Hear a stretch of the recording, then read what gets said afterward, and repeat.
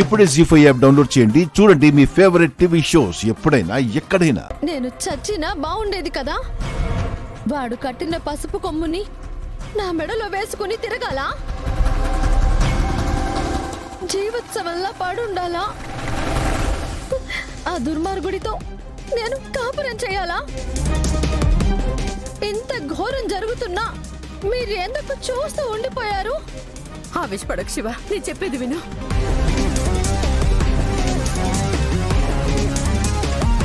ఆ తాళి కట్టింది ప్రదీప్ కాదమ్మా, గంగా గంగా గంగా.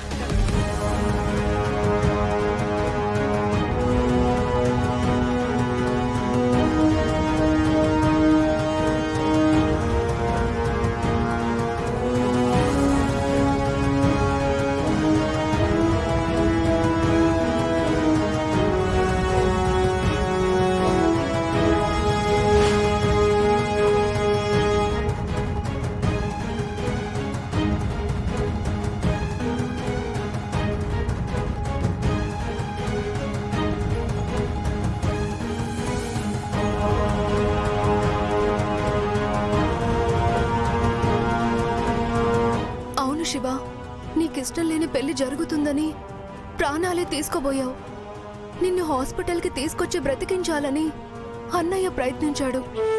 ఈలోపు తిరుపతత్త తలుపు గడియ వేసింది. మిమ్మల్ని బయటికి వెళ్ళనివ్వలేదు, మావయ్య వాళ్ళని లోపలికి రానివ్వలేదు.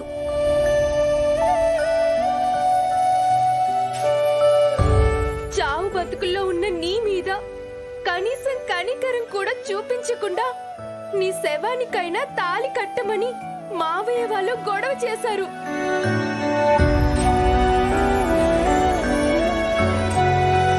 ఆడపిల్లల్ని అవమానించేవాడు కాదమ్మా, అభిమానించేవాడు, గౌరవించేవాడు భర్తగా రావాలి.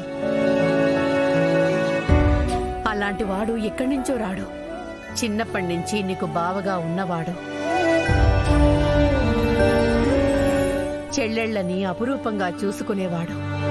భార్యని అపురూపంగా చూసుకుంటాడని గంగని నీ మెడలో ఆ పసుపు కొమ్ము కట్టమని నేనే చెప్పాను.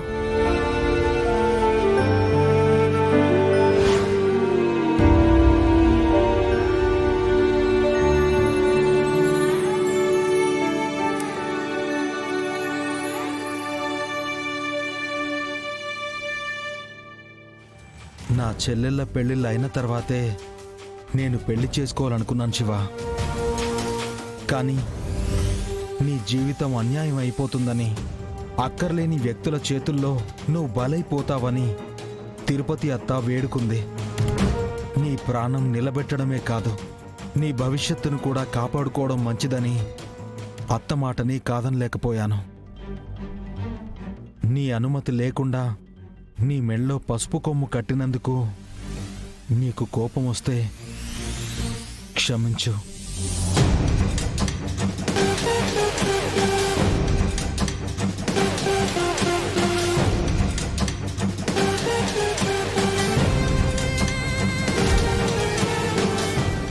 జీ5 యాప్ డౌన్లోడ్ చేసి అన్ని ఎపిసోడ్స్ పూర్తి ఉచితంగా చూడండి.